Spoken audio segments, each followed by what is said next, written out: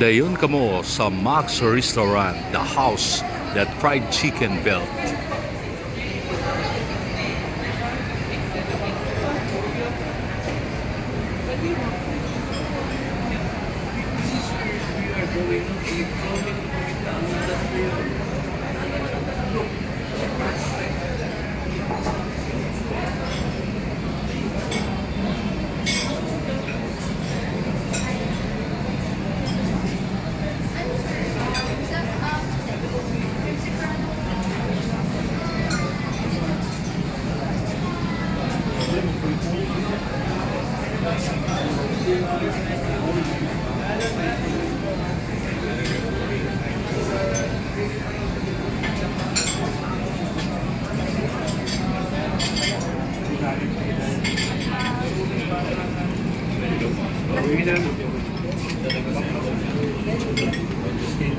Excuse me.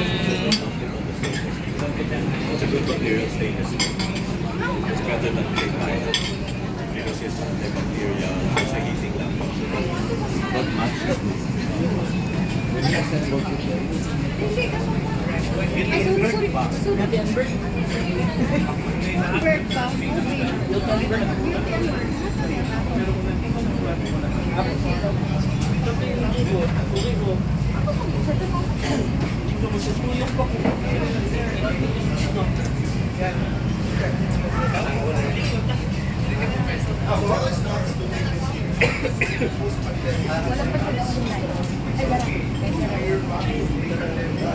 Sir, parang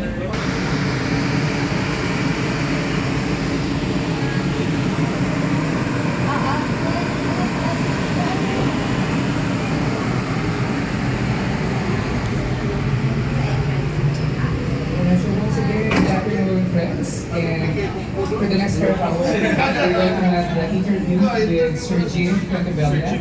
He's